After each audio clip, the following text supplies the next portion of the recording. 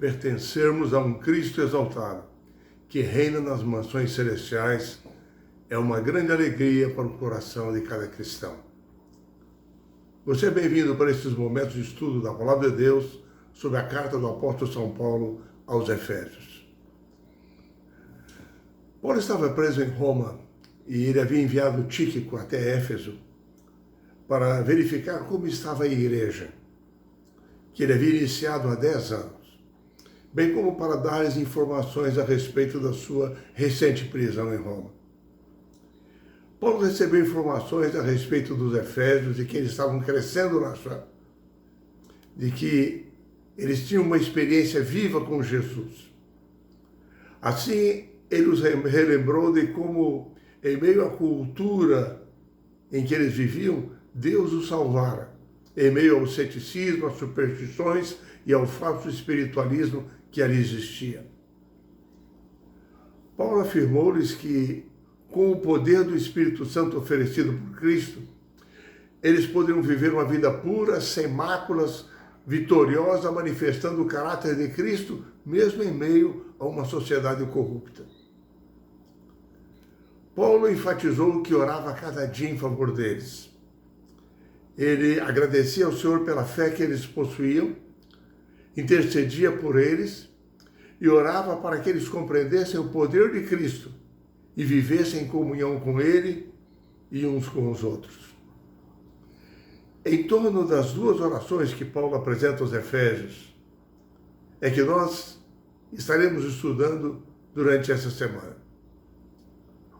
Porque elas nos trazem várias valiosas informações sobre as realidades espirituais que os Efésios enfrentavam e o poder de Deus que está à disposição de todo aquele que nele crê.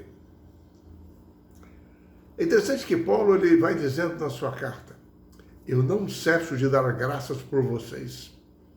Parece que a ação de graças é a língua original da oração. A oração para Paulo não era uma lista de pedidos, de lamentações, não. Era uma chave de louvor e de ações de graças no seu relacionamento com Deus. É interessante que Paulo enfatiza orar sem cessar. Para ele isso não significava estar de joelhos dobrados o tempo todo, não, mas viver ligado sempre ao poder divino. Levar as questões da vida à presença de Deus. Buscar o conselho divino em meio às reviravoltas da vida, em meio aos problemas, às lutas. Não viver distanciado, mas comprometido com a liderança de Cristo Jesus. É interessante que Paulo considerava a oração como uma tarefa central na vida cristã. E através da sua carta ele faz um chamado, uma conclamação a um ministério de oração por parte dos crentes. Paulo já havia observado que o Espírito Santo havia entrado na vida dos crentes. E agora ele orou para que eles tivessem uma maior compreensão de alguns pontos. O primeiro deles, qual era a esperança da vocação deles?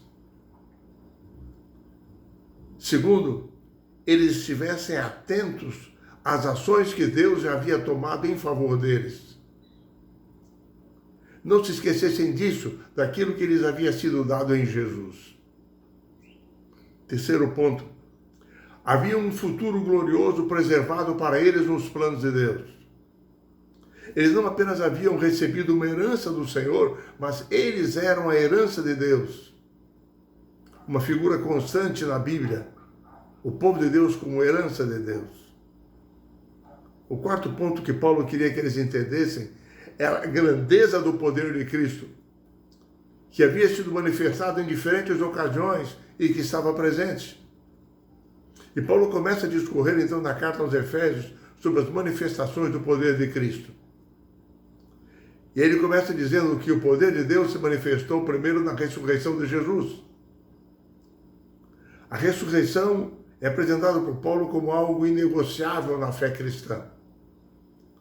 Porque Cristo ressuscitou, os crentes aguardam também a sua ressurreição. A eterna aliança de Deus inclui a promessa da ressurreição. E ela será cumprida com a ressurreição. A viva esperança para o cristão, de acordo com Paulo, é que Cristo é as primícias daqueles que dormem. Assim como todos aqueles que nasceram em Adão irão morrer um dia, todos aqueles que nascerem espiritualmente em Cristo, um dia ressuscitarão, de modo completo, pleno, para a vida eterna. Porque Cristo ressuscitou, diz Paulo, nós contamos com as bênçãos do Evangelho. Porque Cristo ressuscitou, nós recebemos o dom do Espírito Santo. Então, a ressurreição de Cristo é chave na vida cristã.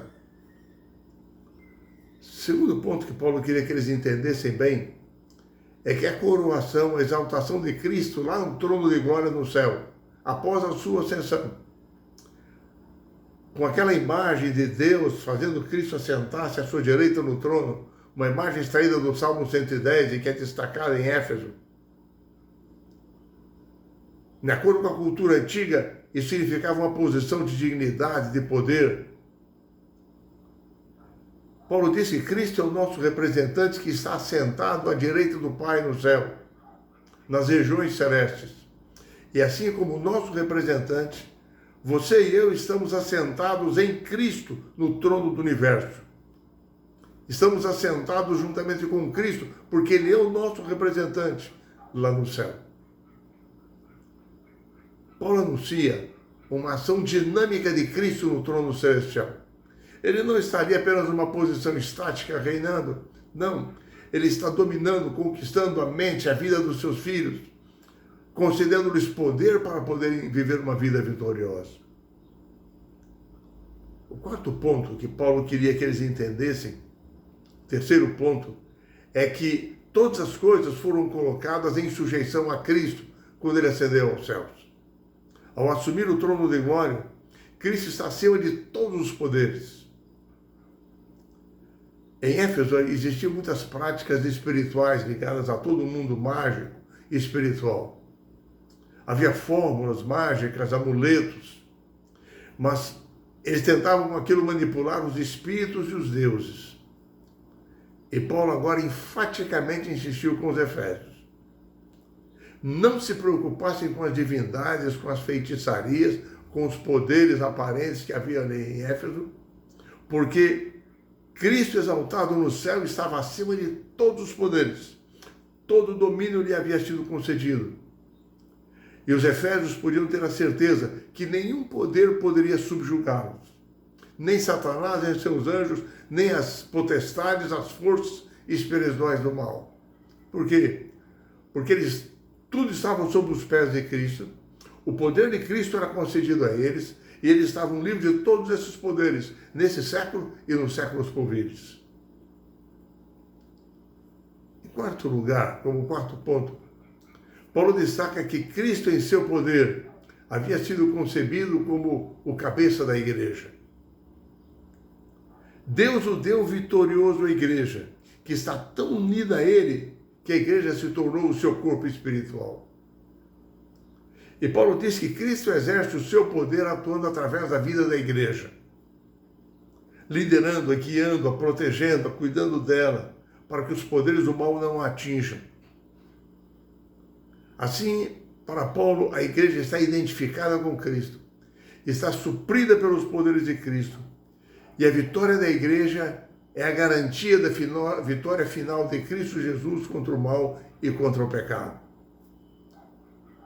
Enfim, Paulo orava para que o poder divino revelado em Cristo se manifestasse também na vida dos crentes na cidade de Éfeso.